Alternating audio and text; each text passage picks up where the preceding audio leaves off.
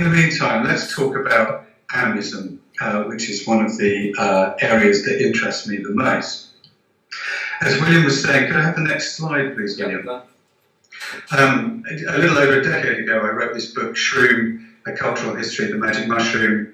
I don't know if you can see the slide. It got rave reviews, particularly in America. Disinformation. Not everyone was particularly persuaded by what I had to say. I've not been idle in the last 10 years. I have been working on a follow-up to Shroom, but life does keep getting in the way. And one of the things I've been doing, could I have the next slide, please? Okay, so I'm working on the next book, which is a book about the Liberty Cap. So obviously this is a mushroom that needs no introduction.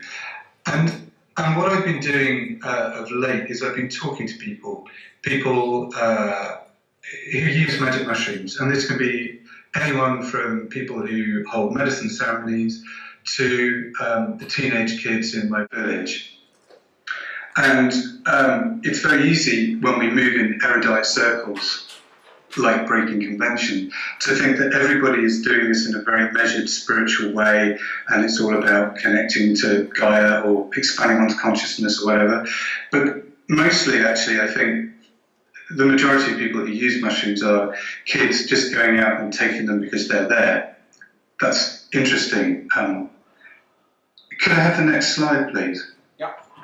But what is interesting is it doesn't seem to matter who I talk to, whether it is the kids from the village or whether it's council workers or businessmen, all these people who are taking magic mushrooms, they're all saying the same thing, which is there's something about the mushroom experience that opens you up to nature.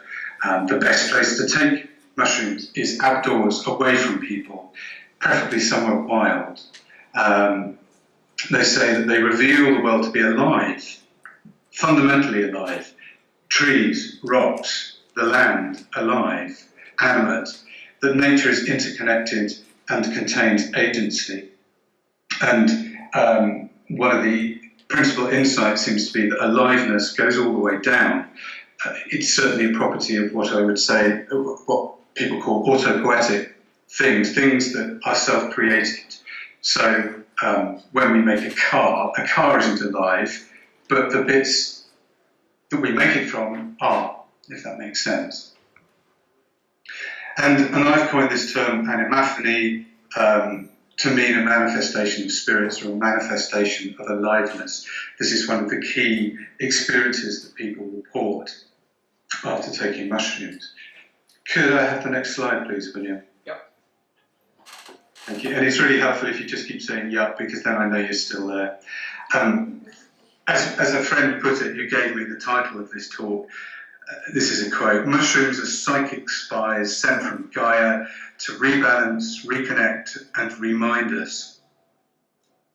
Not remind us, remind us, put us in a new mind, a corrective mechanism of the biosphere, if you will. And I can add my own voice to this chorus and say this is certainly my experience of Liberty Caps, that there's something about them that draws your attention to the natural world, and particularly the world of plants and vegetation. Okay, well, we're all agreed then, so that was a short talk, and I'll see you then. Bye. Well, it would be me if there wasn't a but coming, so maybe we could have the next slide. Yep. We live in a post-Enlightenment world that tends not to regard these experiences as valid in any way. Immanuel Kant wrote a lesser-known work, The Dreams of a Spirit Seer, in which he was engaging with Emanuel Swedenborg, who was a kind of psychic, clairvoyant visionary. And Kant really engages with Swedenborg and his visions, but reaches the conclusion that you can't ever know whether they're true or not. He makes this distinction between opinion and belief on the one hand, and knowledge on the other hand. And of course, Kant is really interested in knowledge, what we can know. And so by extension, Kant is the kind of philosopher of the Enlightenment. Visions, altered states of consciousness, they count as opinion and belief, not knowledge. If I could have the next slide. Yep. Moving forward, Bertrand Russell, in his History of Western Philosophy, has this to say about knowledge. The percepts of dreamers and madmen as percepts are just as good as those of others.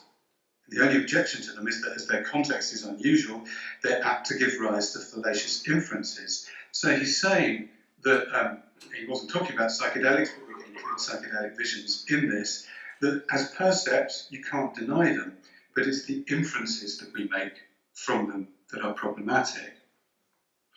So that if I go to the next slide, yep.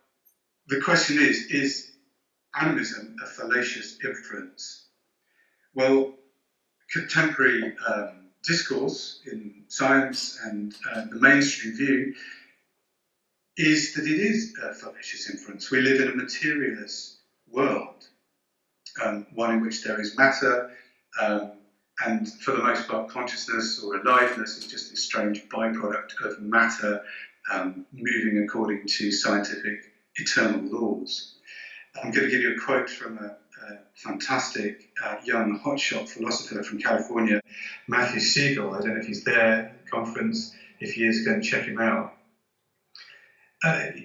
He says that in the West, a representationalist paradigm predominates where, quote, truth is thought to consist in a correspondence between a subjective picture or concept in the mind and an objective state of affairs in the world.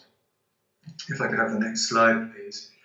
And he says this presents a problem for psychedelic studies, which he calls psychedelic consciousness alchemical forms of consciousness. He says interpreting alchemical forms of consciousness from such a representationalist perspective leaves them especially vulnerable to dismissal as subjective misrepresentations of a pre-given objective reality. So if we have this representationalist view, then what you're doing when you're taking psychedelic is you're basically buggering with your hardware, which means you're not getting a true representation of reality anymore. It's a bit like, if anyone's old enough to remember cathode ray televisions, I don't know if you ever put a magnet by the screen, you'd distort the screen. This is the analogy that by taking a psychedelic, you're messing with your hardware and you're no longer getting a true representation of the world. Next slide, please.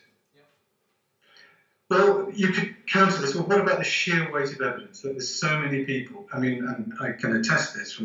I've spoken to an awful lot of people from a range of backgrounds.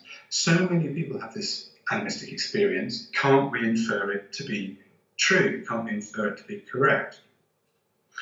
Well, it slightly depends on whether this experience is one that transcends culture and history. Next slide, please. And of course, this is the $64 million question, the question of whether psychedelic experience actually transcends culture or whether it is culturally bound. Now, my discipline is the study of religion, which draws heavily on anthropology, so I'm going to draw my evidence from anthropology, and the evidence, as far as I can see it, is inconclusive. Next slide. So on the one hand, we have writers like Michael Harner back in the 70s, before he eschewed psychedelics for his core shamanism, and Benny Shannon in his amazing book on ayahuasca. They suggest that there are these cross-cultural tropes to the visions occasioned by psychedelics, and in particular ayahuasca. And so they would say that ayahuasca produces visions of vines, snakes, jaguars, and so on and so forth.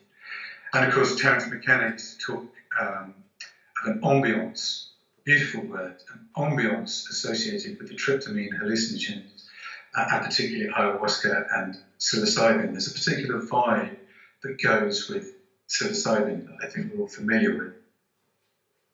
Next slide, please. Yep.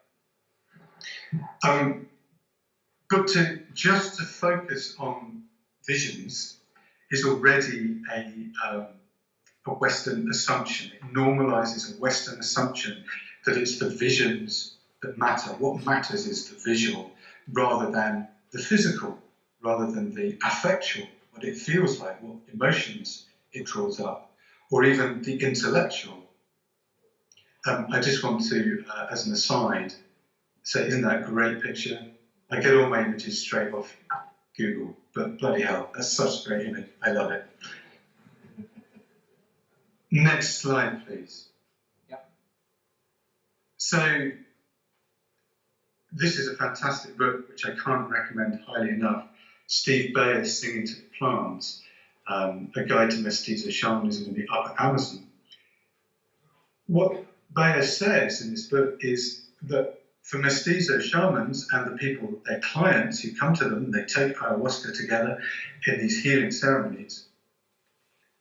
What matters is that you've been healed. It's not visions that matter, it's have you got well? Because the reason why you go to the shaman and take ayahuasca is because you're ill. And the reason that you're ill is because of sorcery. They exist in a world of sorcery where people wittingly or unwittingly make each other ill. And if you were to talk about your visions, this would be automatically to invite invidia, envy, and it's envy that lies behind sorcery, and sorcery lies behind illness. So if you're cock of the rock and you say, hey, I had this amazing vision where I met aliens and a jaguar, blah, blah, blah, then you're going to arouse jealousy, and that might make you ill. It might upset the social fabric. And I would just draw a contrast with your typical Western entheotourist, your ayahuasca tourist, who heads off down to the Amazon. Typically, all they do is talk about their visions. And I think, I know there are papers this weekend at the conference, and once again, I'm gutted not to be there, talking about exactly this theme. Gerardo Reichel-Dolmatoff, who studied the Tucano people in the Upper Amazon, describes how for the Tucano people, the shamans, they conceive the world, the cosmos, as a hexagon. And when they take ayahuasca, shamans have the ability to enter into hexagonal quartz crystals, and they carry quartz crystals around with them, from where they are able to spy on other shamans and see whether they are practicing sorcery or not. Again, this is not an experience that tends to come up amongst Western users of ayahuasca. Next slide, please. Yep. Switching continents to Africa, to Gabon, and the Bawiti religion and their use of iboga, and the now infamous ceremony of breaking open the head, this initiation ceremony into Bawiti, where you're given sublethal doses of iboga. The measure of success is whether your soul has left your body and travelled to the realm of the ancestors. Not visions, it's something much more, I can't think of the right word, ensouled, I suppose. And it's not about visions, it's something different. Next slide, please. By contrast, in the West, we have a very clear language by which we tend to talk about psychedelic experiences. We use language derived from psychology. We talk about the ego and ego loss, or ego death, a term that I'm sure would be meaningless to a Tucano shaman. We talk about the transpersonal. We borrow terminology from religion. We talk about transcendence. We talk about ecstasy, ecstasis, standing outside the body, and a term borrowed from religions of the East, non-duality. We borrow terminology from philosophy. We talk about time, space, consciousness. These are Western terms with which we are all deeply familiar, even if we're not academically minded. These terms have filtered into popular discourse. And the question is, do we ever transcend these culturally specific languages? Next slide, please. Yep. So my point is that the way we talk about mushrooms and the mushroom experience may actually have nothing whatsoever to do with the experience and everything to do with our cultural expectations, with the language that we're imbued in, with our expectations of what a mushroom trip ought to look and feel like. At the very least, I would say, our expectations determine the elements to which we attend. So if you talk to people about their mushroom experiences, it's often the case that mushrooms make you queasy, they can make you vomit. And this tends to be sidelined in the West. We almost see it as a kind of moral failing. We have a very peculiar attitude to vomiting in the West, where we're afraid of it, it's something to be repressed, it's about losing control if you vomit, particularly if you vomit in public, if you're taken ill in public. And this is completely different in South America, where vomiting is seen as the point of taking ayahuasca. You want the purge, you want to get well. Similarly, we could talk about our social construction of the natural. So the way we talk about mushrooms may be entirely to do with the fact that we regard them as natural, as opposed to drugs like 2CB or LSD. Mushrooms aren't drugs, they're natural, they grow in the fields, we go and pick them.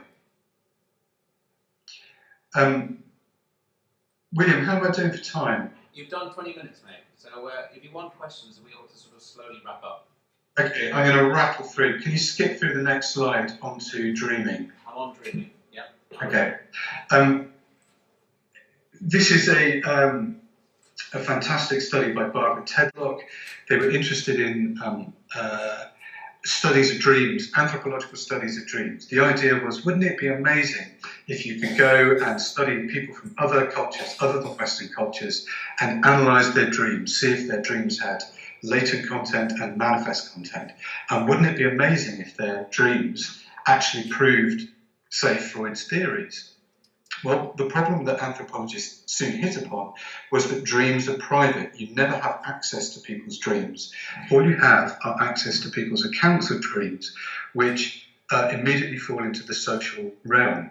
They are determined by social conventions, social rules. So, for example, in the West, we talk about our dreams, but, for example, we might be quite circumspect about talking about erotic dreams, certainly in public. We might only talk about erotic dreams to intimate friends. Could you skip forward then to irrespective of whether psychedelic experiences transcend culture? Yep, I'm there. The management set. Yep. So this is the point about psychedelic experiences. They are fundamentally private. We have no access to them. All we have our access is to accounts of experiences. And as soon as they are spoken about, we're talking about representations. We're in the realm of hermeneutics. We are interpreting people's experiences. Let's skip forward then, blah, blah, blah, to this is annoying. I'm so sorry, my talk is way too long.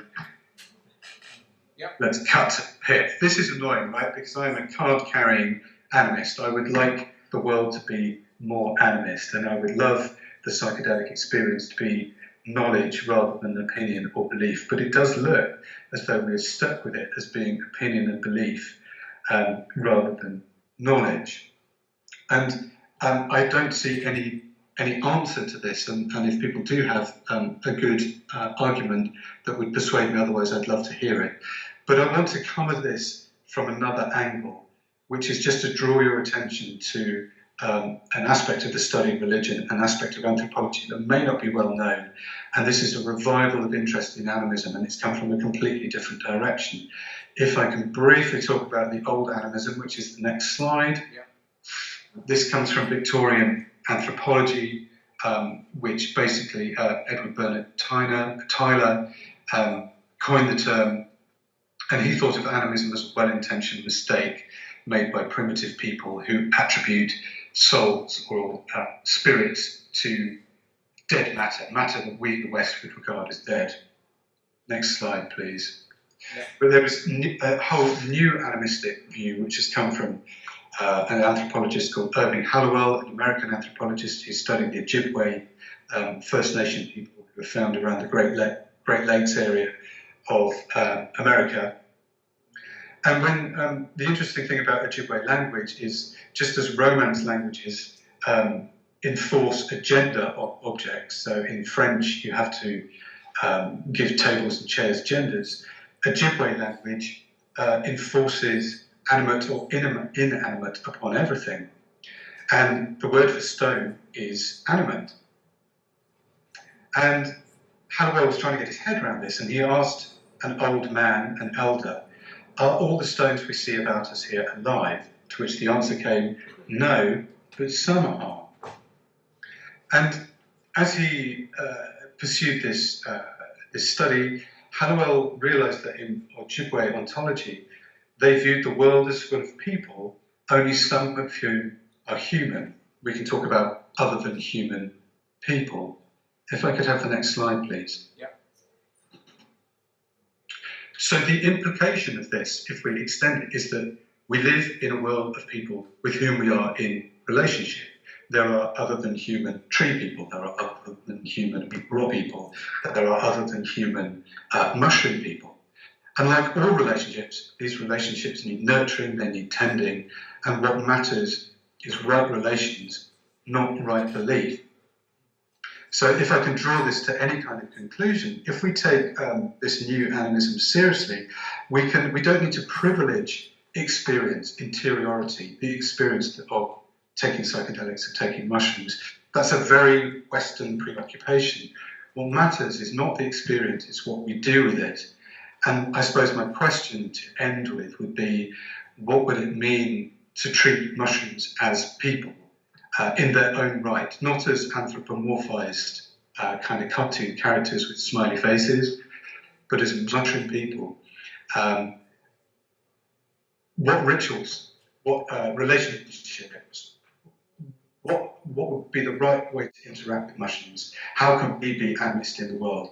That's the question with which I'll end this rather helter-skelter career through animism. Hopefully there's some time for a question or two.